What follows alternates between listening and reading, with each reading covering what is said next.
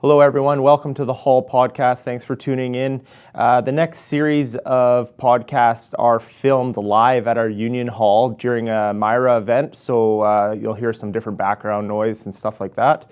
Our episode today, episode 10 with Jim Longo.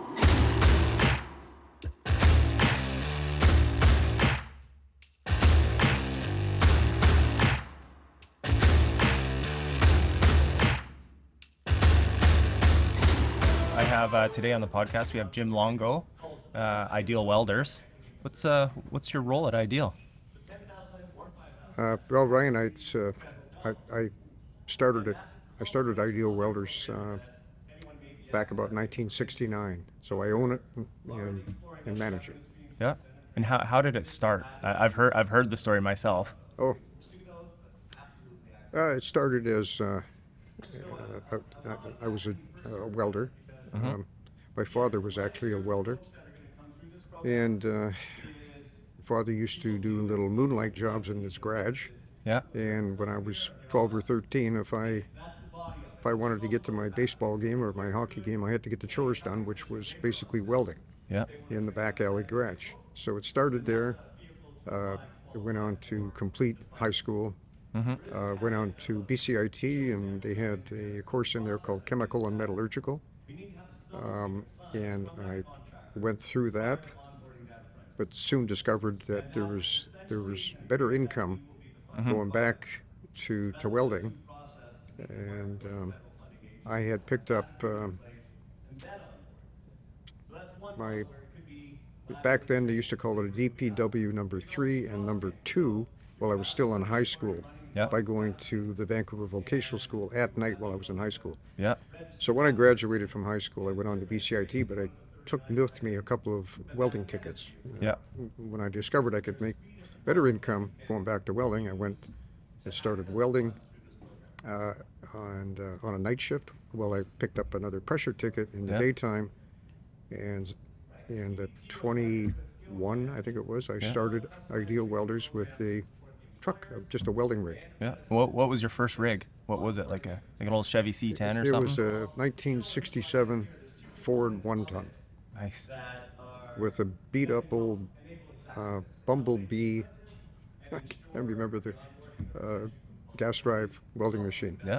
And I just went out and knocked on doors, and it was everything from sawdust trucks to bulldozer blades to fixing broken railings. It didn't matter what it was. I just get on with it. And eventually drifted into more piping, more commercial buildings, working for all of the different mechanicals around town. Yeah. I went from one truck to 6 or 7 trucks. Yeah. And then found out that there's quite a bit of pipe fab that could be done. Mm-hmm. And rented a place in North Van beside a pipe supplier. Convenient. That gave me some work, and used to do the little outlets on the sprinkler systems and things like that, all piecework.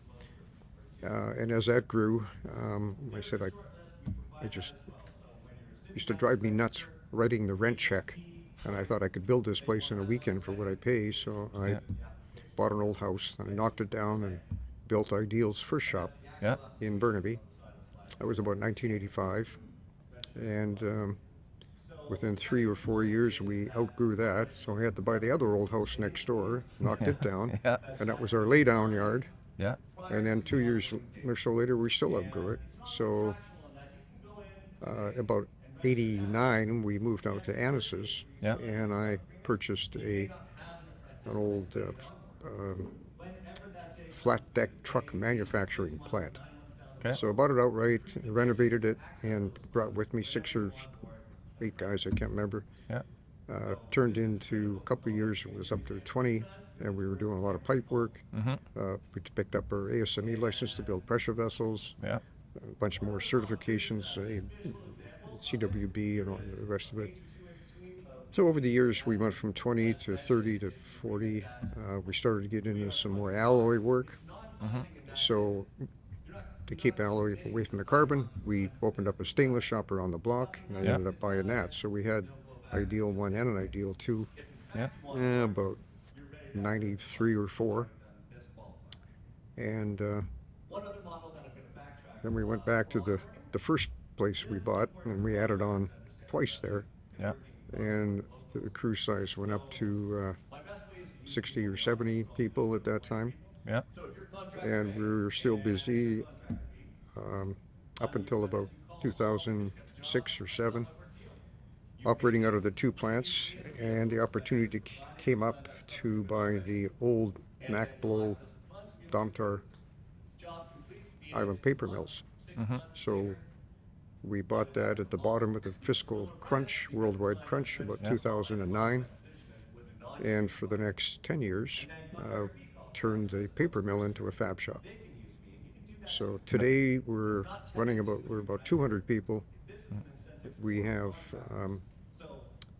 the first shop that we had, which was went from 20,000 feet to 60,000 feet, and the paper mill, which is about 250,000 feet.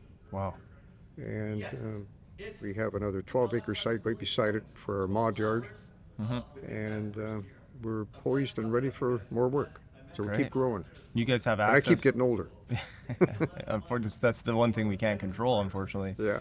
The now you have access right to the river, do you not? Like you guys are barging out stuff. Yeah, as a matter of fact, we were just yesterday a barge of large bore heavy wall pipe left for up the barge up to Kitimat. Nice. And we've been supplying them for about a year on all the big inch stainless. Some of the work for TMX, where we built 40 modules. They all left by barge. Nice. And so we're starting to export throughout the Pacific Rim now Perfect. Good for you. for fabricated piping and modules.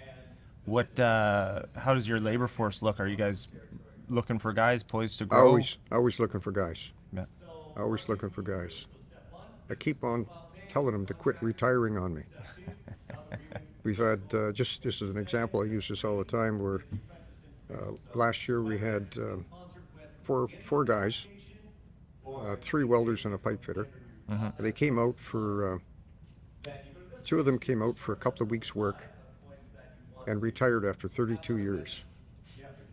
And the other 2 were the same sort of thing, come out for about a month or whatever, and they retired at the same time, but they were 22 and 25 years. So we tend to operate like a little family. You're not here. We somehow manage to have one wind down and the next one ramp up and keep everybody going. You never know when you pull a slip what it's going to lead into, right? Yeah, that's These right. guys pull it's a 6-week, good time, and we'll drag up or whatever. That's Next right. thing you know, they're retiring. Yeah, they know. When I walk out with the duct tape, they're not going anywhere. But good bunch of guys. We have a great crew. A lot of fun. From everyone I talk to about the shop, everyone says like it's an incredible place to learn because you're there. It's there's always stuff to weld. There's no sitting around. There's things on the go, and you guys are building and fabbing all kinds of incredible stuff that guys in the field don't usually get those opportunities. Right? Yeah. We've got a complete quality control division now that monitors everything, and all the apprentices progress. Make sure they're not just stuck on one item. They really have a good variation throughout their apprenticeship. And it's. Well, I know for the apprentices, we like in the organizing department, I see a lot of the apprentice welders come through, coming from the school, they're getting their C level, and there's not a lot of, apprentice opportunities out in the field because they don't have their pressure tickets yet, so they're not going to be welding pipe. But Ideal takes a lot of them where they're like, hey, we'll bring them into the shop, we'll get them doing brackets, guides, whatever they're doing. Oh yeah.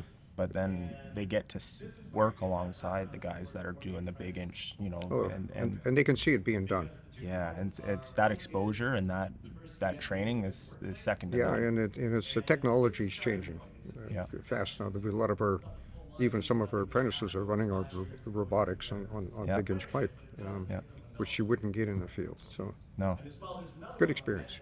Yeah.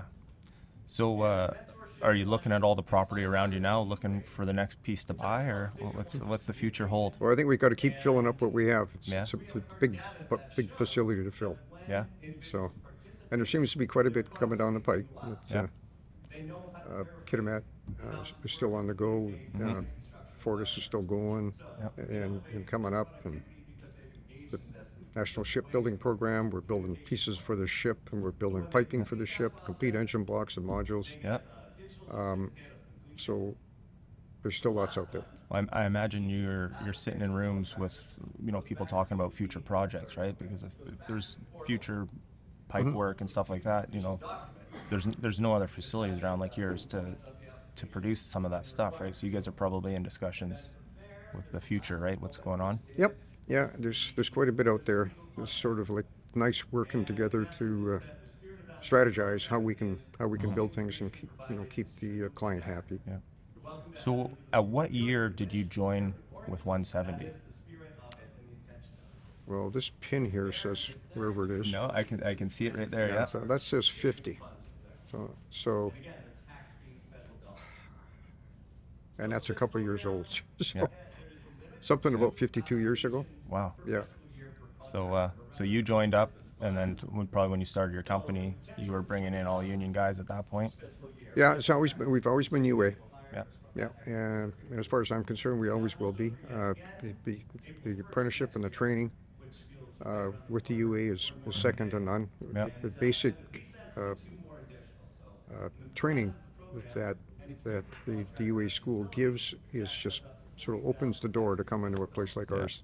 Well, it's a two-way street because, we aim to set up our apprentices and our journey persons for the best possible results and to make them the best tradesmen they can be. Mm-hmm. But when they have the opportunity to go into a shop like yours where that training continues, right? It's not just like, okay, here you are, here's your welder, get buzzing. When you guys are pushing the envelope on fab and all those kind of the prefab stuff you're doing. You guys got a pretty big crane over there now too, don't you? Oh, yeah. As far as apprentices and training, there's a complete shipping and receiving department, for instance, which is every forklift from 5,000 pounds up to 80,000 pounds. Yeah. I think we've got about 29 overhead gantry cranes now, right up to 100 ton. Yeah. So moving the product in and out and about, fitting big pipe or building big vessels or tanks, it's there. Yeah. The production welding is not just running a stick. It's pretty well every process there is, and right up to date with the latest technologies. So good overall place to get the wide range. I'm keeping tabs on the time here because I know you're on a time crunch.